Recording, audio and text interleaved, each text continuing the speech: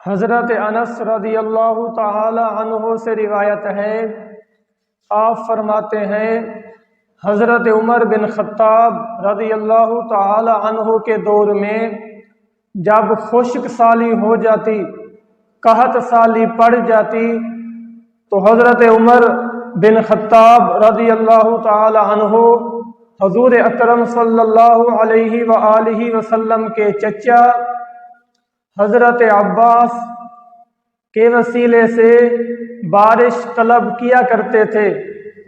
حضرت عمر فاروق کیا کرتے تھے؟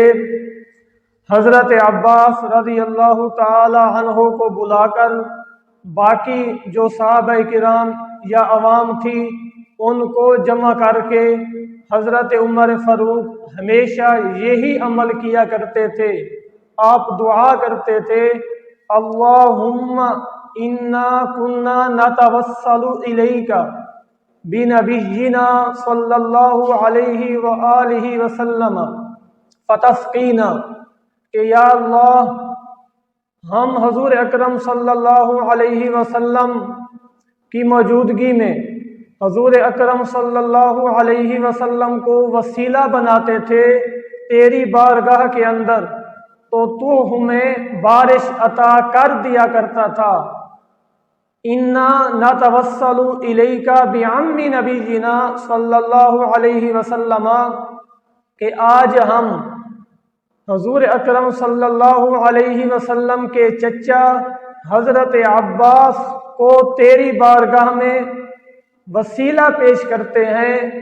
حضرت عباس کے وسیلہ سے آج ہم بارش طلب کرتے ہیں، فسقنا، تو ہمیں بارش عطا کر۔ تو راوی کہتے ہیں جب یہ دعا حضرت عمر فاروق مانگتے تھے تو بارش ہو جایا کرتی تھی۔ سبحان اللہ۔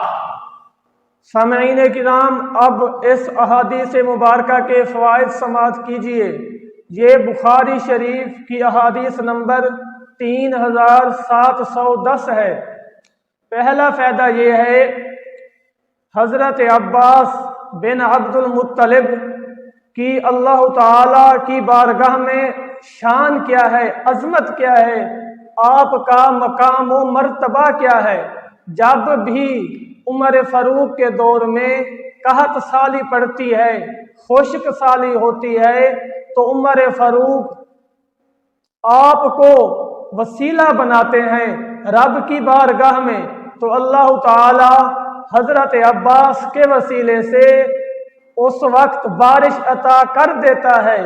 اس سے معلوم ہوا حضرت عباس رضی اللہ تعالی عنہ کی رب کی بارگاہ میں وہ شان ہے، وہ مرتبہ ہے کہ عباس کے وسیلے سے اللہ تعالی اس وقت اس دور میں صحابہ کرام کو بارش عطا کر دیتا ہے۔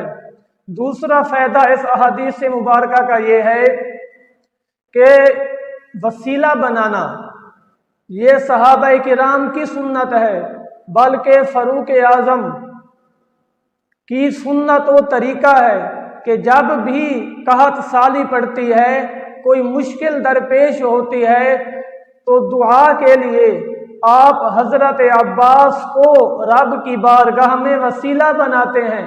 اس سے معلوم ہوا وسیلہ بنانا صحابہ کرام کا طریقہ ہے۔